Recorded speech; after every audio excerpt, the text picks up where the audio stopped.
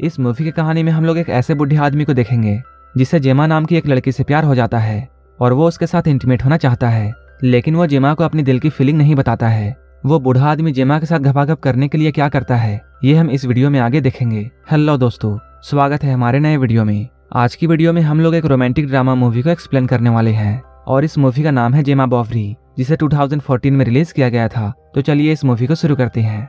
Movie के starting में हम लोग मार्टिन नाम के एक आदमी को देखते हैं। वो फ्रांस के एक छोटे से गांव में रहता था। वो हमें अपनी स्टोरी खुद ही बता रहा होता है। वो कहता है वो 7 साल पहले पेरिस से यहाँ आया था। यहाँ पर उसके डैड एक बेकरी चलाया करते थे और वो अपने फादर के काम को आगे बढ़ाता है और अब वो अपनी वाइफ के साथ इस बेकरी को संभालता है। एक बार जब मार्टिन ब्रेड बना रहा होता है तब उसका ब्रेड जल जाता है। उसकी वाइफ जब उससे इसके बारे में पूछती है तब वो बताता है वो चार्ली के बारे में सोच रहा था और वो कहता है कहीं चार्ली सुसाइड ना कर ले। उसकी वाइफ उसे समझाती है तुम्हें इन सब के बारे में नहीं सोचना चाहिए क्योंकि चार्ली ऐसा कुछ भी नहीं करने वाला है। इसके बाद मार्टिन चार्ली के घर पर जाता है।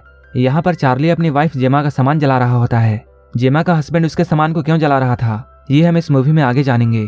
चार्ली जब यहाँ से जाता है तब यहाँ पर मार्टिन को जेमा की डायरी मिलती है। उस डायरी को छुपाकर वो अपने पास रख लेता है। घर आकर मार्टिन उस डायरी को पढ़ता है और यहाँ से इस मूवी की स्टोरी शुरू होती है और ये स्टोरी हमें फ्लैशबैक में दिखाई जाती है। इस मूवी में काफी समय पहले का वक्त दिखाया जाता है। यहाँ जेमा की शादी चार्ली के साथ हो रही होती है और चार्ली जेमा को लेकर इस छोटे से गांव में रहने के लिए आया था। जब मार्टिन अपने नए पड़ोसियों को देखता है तब वो इनके पास जाता है। ये लोग यहाँ पर काफी बातें करते हैं। एक दिन चार्ली जेमा को लेकर मार्टिन की दुकान पर आता है। यहाँ जेमा मार्टिन के बनाए हुए ब्रेड को टेस्ट करती है। वहीं दूसरी ओर मार्टिन भी जेमा की खूबसूरती को देख रहा था और वो उसकी खूबसूरती को देखकर उसकी तरफ अट्रैक्ट हो जाता है। इसके बाद शाम में जब मार्टिन अपने घर आ रहा होता है तब उसकी मुलाकात रास्ते में जेमा से होती है। ये लोग रास्ते में बातें करते हुए जा रहे थे। इसके बाद मार्टिन उसे गार्डन दिखाने के लिए ले जाता है। यहाँ के फ्लावर्स को देखकर जेमा बहुत खुश होती है।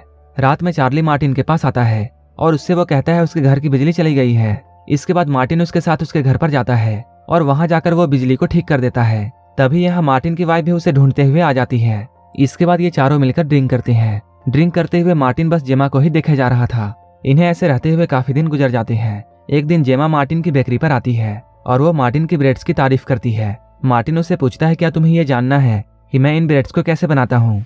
जेमा इन ब्रेड्स को बनते हुए देखने के लिए हाँ कहती है। इसके बाद मार्टिन उसे पीछे वाले कमरे में ले जाता है जहाँ पर वो ब्रेड्स बनाया करता था। जब जेमा ब्रेड्स बना रही होती है तब मार्टिन उससे पूछता है तुम्हें इन्हें बनाने में कैसा लग रहा है। जेमा उससे कहती है मुझे इन्हें बनाने में बहुत मजा आ रहा है। मार्टिन इसी रूम में ब्रेड्स बनाया करता था, इसलिए इस रूम में बहुत गर्मी थी। गर्मी की वजह से जेमा अपना स्वेटर उतारती है। ये सब देखकर मार्टिन अपने आप पर काबू नहीं कर पा रहा था और उसके मन में हवस जागने लगती है और वो यहाँ जेमा को देखे जा रहा था। मार्टिन अपने दुकान के बाद अपना ज्यादा वक्त अपने फैमिली को देता है। जब एक बार वो अपनी बेकरी जा रहा होता है तब उसे रास्ते में जेमा मिलती है। मार्टिन उससे पूछता है तुम इतने दिनों से ब्रेड खरीदने क्यों नहीं आ रही हो। जेमा उसे बताती है कि वो डाइटिंग पर है, इसलिए उसने कुछ दिनों से ब्रेड खाना बंद कर दिया है। इसके बाद वो उसे गुड बाय कहती है और यहाँ से जाने लगती है, लेकिन तभी उसके पीठ पर एक कीड़ा काट लेता है जिससे जेमा को बहुत दर्द होता है और वो चिल्लाकर मार्टिन को अपने पास बुलाती है और उसकी हेल्प करने के लिए बोलती है। मार्टिन उसकी हेल्प करने लगता है और वो उसके कपड़े को हटाकर कीड़े को ढूंढता है। मार्टिन जेमा से कहता है तुम्हें एक जहरीले कीड़े ने काट लिया है और मुझे इसका जहर चूस के बाहर निकालना होगा। जेमा उसे जल्दी से वैसा करने के लिए बोलती है। इसके बाद मार्टिन बिना वक्त गंवाए उस कीड़े के जहर को बाहर निकालने लगता है। इन दोनों को ऐसा करते हुए देखने में काफी अजीब लग रहा था। उसी वक्त एक लड़का वहां आता है। वो इन दोनों को ऐसा करते हुए देखता है और वो मार्टिन के पास जाकर उससे ये पूछता है तुम इसके साथ क्या कर रहे हो। इसके बाद मार्टिन उस लड़के को सारी बातें समझा रहा होता है, लेकिन तभी जेमा बेहोश हो जाती है। इसके बाद ये दोनों उसे हॉस्पिटल लेकर जाते हैं। डॉक्टर उसका ट्रीटमेंट करता है और वो उससे कहता है तुम जल्द ही ठीक हो जाओगी। जब ये लोग हॉस्पिटल से घर आ रहे थे तब जेमा मार्टिन के कंधे पर सर रखकर सो जाती है क्योंकि उसे बहुत कमजोरी फील हो रही थी। उसे जेमा का ऐसा करना बहुत अच्छा लगता है। अगले दिन जब मार्टिन अपने शॉप के बाहर खड़ा होता है तब वो जेमा और उस लड़के को बातें करते हुए देखता है। उन दोनों को ऐसे बातें करते हुए देखकर मार्टिन ये मन में सोचता है कि इन दोनों का अफेयर जल्द ही शुरू हो जाएगा। एक बार जब मार्टिन रास्ते में कहीं जा रहा था तब वो जेमा को देखता है जो कि गाड़ी से कहीं जा रही होती है। इसके बाद मार्टिन उसका पीछा करने लगता है। मार्टिन देखता है जेमा उस लड़के के घर पर जा रही थी जिसका नाम हार्व है। मार्टिन उन दोनों को साथ में देखकर बहुत शौक होता है। मार्टिन को पहले ऐसा लगता है जैसे जेमा हार्व के साथ वाइन पीने के लिए गई होगी क्योंकि हार्व ने उसकी मदद की थी, लेकिन असल में जेमा हार्व के साथ घपाघप करने के लिए गई थी। उसी रात मार्टिन जेमा के घर पर डिनर करने के लिए आता है। तभी वो जेमा के गले पर लव बाइट देखता है। इस बाइट के निशान को देखकर मार्टिन समझ जाता है हार्व ने जेमा के साथ पिलन क्रिया कर दिया है। ये देखकर मार्टिन बहुत सैड होता है क्योंकि वो जेमा को बहुत पसंद करता था। अगले दिन मार्टिन हार्व के पास जाता है और वो उससे बातें करता है। हार्व उसे बताता है वो आजकल पढ़ाई में ज्यादा ध्यान नहीं दे रहा है। तब मार्टिन उससे कहता है तुम्हें अपनी गर्लफ्रेंड को यहाँ बुला लेना चाहिए ताकि वो तुम्हारी पढ़ाई में तुम्हारी मदद कर सके। थोड़ी देर बाद हर्ब जेमा को अपने घर पर बुलाता है। जेमा के यहाँ आते ही मार्टिन कहीं बाहर छुप जाता है। जेमा जैसे ही यहाँ अंदर आती है ये लोग साथ में भयंकर घपाघप करते हैं। हर्ब और जेमा को ऐसा करते हुए देखकर मार्टिन को पूरा यकीन हो जाता है कि इन दोनों का अफेयर चल रहा है। अब जेमा हर्ब के घर पर अक्सर आया करती थी और ये दोनों साथ में बहुत एंजॉय करते थे। ऐसे ही काफी दिन बीत जाते हैं।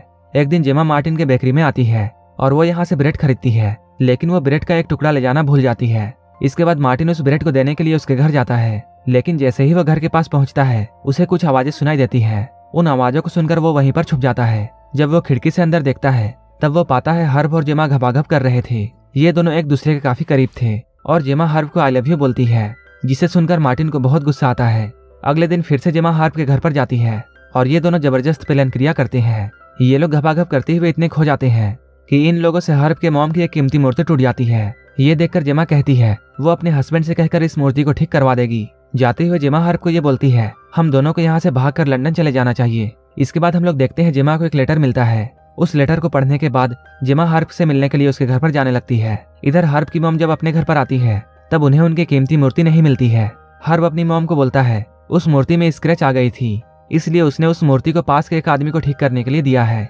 वहीं दूसरी ओर जेमा के पास हर्ब का मैसेज आता है जिसमें वो जेमा को ये लिखता है मैं तुम्हारे साथ लंदन नहीं आ सकता हूँ। ये जानकर जेमा बहुत सैड होती है। इसके बाद वो रोते हुए अपने घर चली जाती है। इधर धीरे धीरे चार्ली को जेमा पर शक होने लगता है, क्योंकि जेमा अब चार्ली पर ज्यादा ध्यान नहीं दे रही थी। इस बात से चार्ली बहुत अपसेट था और वो गुस्से में कुछ दिनों के लिए लंदन चला जाता है। इसके कुछ दिनों के बाद जेमा से मिलने के लिए उसका एक्स बॉयफ्रेंड आता है और उसके एक्स बॉयफ्रेंड का नाम पैट्रिक था। कुछ देर बाद मार्टिन इन दोनों को सड़क पर किस करते हुए देखता है। ये देखकर मार्टिन समझ जाता है कि जेमा को क्या चाहिए। इसके अगले दिन पैट्रिक जेमा के घर पर आता है। जब ये लोग एक दूसरे से बातें कर रहे होते हैं उसी वक्त चार्ली भी अपने घर वापस आ जाता है। जैसे ही वो अपने घर पर अंदर जाता है वो भागता हुआ फिर से बाहर आता है और वो मार्टिन से हेल्प मांगता है। इसके बाद मार्टिन जब चार्ली के घर पर अंदर जाता है तब वो जेमा को मरा हुआ देखता है। उसे देखकर मार्टिन बहुत शॉक होता है। कुछ ही देर बाद पुलिस यहाँ आ जाती है और वो जेमा की बॉडी को पोस्टमार्टम के लिए ले जाती है। इसके बाद जब जेमा की पोस्टमार्टम की रिपोर्ट आती है तब मार्टिन को यह बात पता चलती है कि जेमा की मौत उसके गले पर ब्रेड फंसने से हुई थी।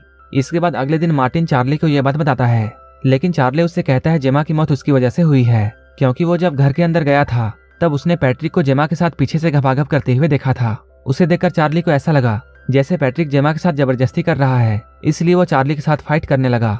जब चार्ली मार्टिन को ये सब बता रहा होता है तब पैट्रिक भी यहाँ आ जाता है और वो इन लोगों को ये बताता है उस वक्त जब हम दोनों अकेले थे तब जेमा ब्रेड खा रही थी और मैं उसके पीछे से उसे किस करने लगा था, जिस वजह से जेमा के गले पर वो ब्रेड फंस गया और मैं जब उस ब्रेड को निकालने की कोशिश कर रहा था तभी वहां पर चार्ली आ जाता है और इन दोनों के बीच में कंफ्यूजन की वजह से लड़ाई होने लगती है।